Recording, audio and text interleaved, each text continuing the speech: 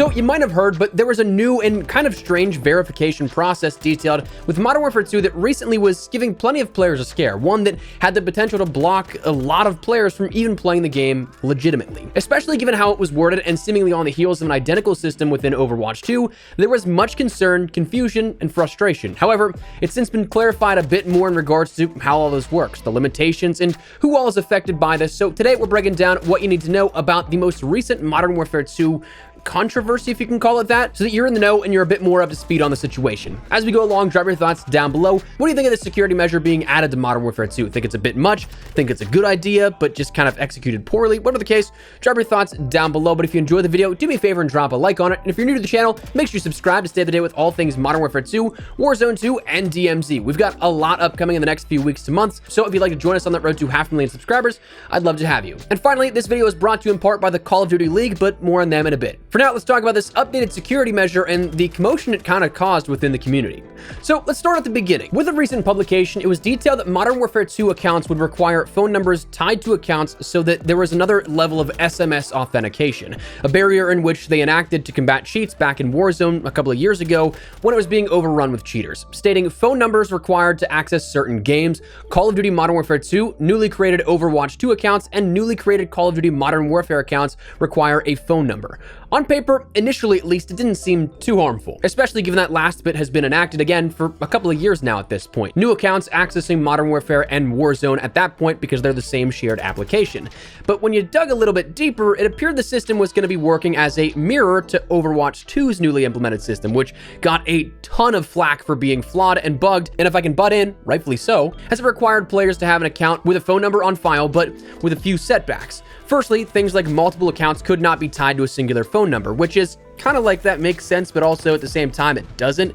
But the biggest one was that it didn't work with prepaid or non-data serviced phones, meaning that any phone that wasn't on a contract with a larger carrier wasn't able to be used and didn't qualify as a phone number for their system. Now, personally, I was never really aware of how widespread prepaids were, but upon further reading, makes a lot of sense for places like Europe, with how much international travel can happen in that short span of what may be a state or two in the States or a province in Canada. So for that to not work, that's a huge amount of people that could be missing out if it wouldn't allow you to log that in their systems. But perhaps the biggest issue was that it was echoed as if it would be a requirement for all players. So take those issues that you'd see with players missing out just on PC and then amplify that by the majority of players. PC players, as much as they're making a come up in numbers in the last few years, they are by and far still the vast minority of players, with consoles dominating the player base. So when you think about tens of thousands of players affected by this on PC, man, that would be a major problem. Hundreds of thousands, maybe even millions of players affected by this if it was applied to everyone.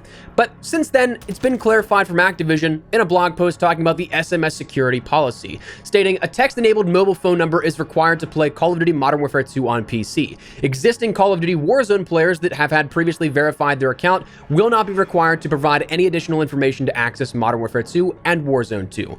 The SMS policy for Modern Warfare 2 and Warzone 2 on BNet is the same as the requirement for Call of Duty Warzone on PC, which was implemented in May of 2020. They then went on to say that as the illicit account market adjusted to our security enforcement, Team Ricochet started seeing more cheaters attempting to access Warzone from Modern Warfare to bypass the SMS policy. So the security team recommended the update to further combat the illicit account market. That, while not explicitly stated, is what I'd imagine is the reason why we have a new limitation that states that phone notifications cannot be used with voice over IP and VoIP numbers that are transferred to a local provider. That's something that many people use that to bypass stuff in the past. So I kind of think that that is what that's in reference to, but overall that clarifies it a little bit. But Charlie Intel then, in layman's terms and taking it a step further, confirmed that phone numbers are not required for consoles. Linking on Steam will be something that is required, but again, for those on BNet, right now, if you've already had a Warzone account, you're already playing, you're good to go. You don't have to worry about anything there with that. And then finally providing information that prepaid phones should work for this,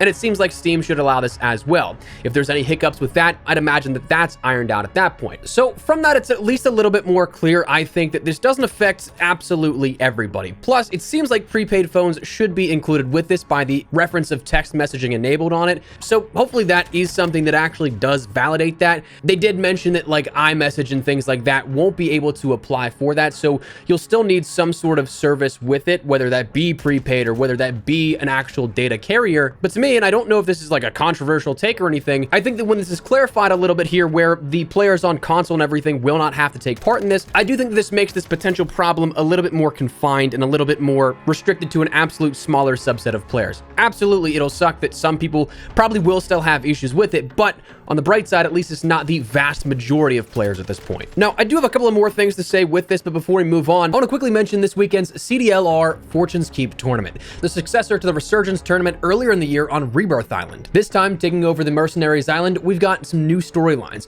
We've got Warzone pros Skullface, Mayapo, and Ahsoka looking to repeat their World Series of Warzone win. We've got the true continuation of, are Warzone pros or CDL pros better? Who takes it? And of course, all of that in the final Warzone major, if we want to call it that, of the Warzone 1 era.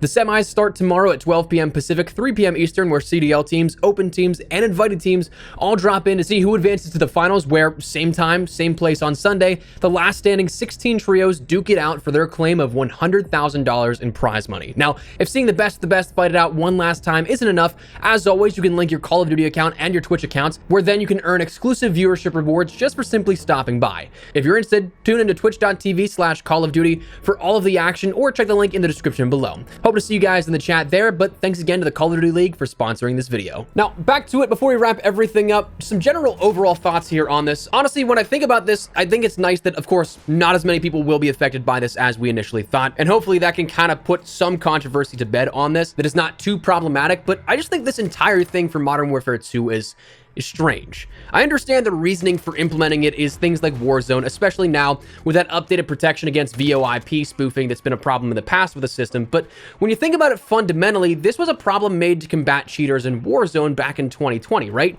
A game that's completely free to play. But Modern Warfare 2, that's a $70 base game. I mean, I think that maybe I'm entirely wrong, but I think that a $70 barrier of entry is absolutely a deterrent for rage hackers or repeat offenders. It's one thing to get banned, create another account, and then jump right back into it for them, but I mean, spending $70, that's gotta get costly for anybody. So absolutely some people cheat in the mainline titles. Apparently that was an issue with ranked play the last 2 years. Having played little ranked, I can't personally say that I experienced that, but that's what I've heard, that there were definitely some people in that top 250 that were cheaters. But in a general sense, if you were to take the percentage of Warzone cheaters and then put it up against those that cheated in Vanguard or Cold War, I would absolutely wager there's a serious discrepancy between the two, due largely in part to the fact that, again, I would imagine cheaters don't want to spend $60 to $70 every time they get banned. Now, personally, I don't mind the phone number thing here. I mean, obviously, I've already done it on my account for Warzone back in 2020, but I absolutely get that prospect of anybody that doesn't want to provide such information to a giant company's database. I get that privacy stance on it, but overall, I mean, that also just lends to the mindset of it altogether, is I just don't see why it's necessary for a paid game. I guess you could argue that, sure, it's just another step in preventing it, hopefully a final roadblock that will then completely cut off all cheaters in the mainline game, but does it also become something that it hinders more players that are legit than there aren't? More harm than good type of thing. I don't know. That's definitely where I want to turn it over to you guys, though, because it seems like this has been clarified a little bit. Doesn't seem like it's as big a problem as we maybe thought a couple of days ago, but also, there still could be people affected by this. So let me know your thoughts down below. Do you think this clarification, this change or update is good here for the SMS verification in Modern Warfare 2 and beyond? Or do you not necessarily think it's a good idea? Whatever the case, drop your thoughts below. But if you enjoyed the video, you found it at all insightful, do me a favor and drop a like on the video. And if you're new to the channel, make sure you subscribe so you don't miss a single thing regarding all things Modern Warfare 2, Warzone 2, and anything COD related. We'll keep it the deal with absolutely any and everything you need to know here going into the launch weeks. So if you'd like to join the community, I'd love to have you. But for now, thanks so much for watching. My name is Espresso. I'll see you guys later. Take care and peace.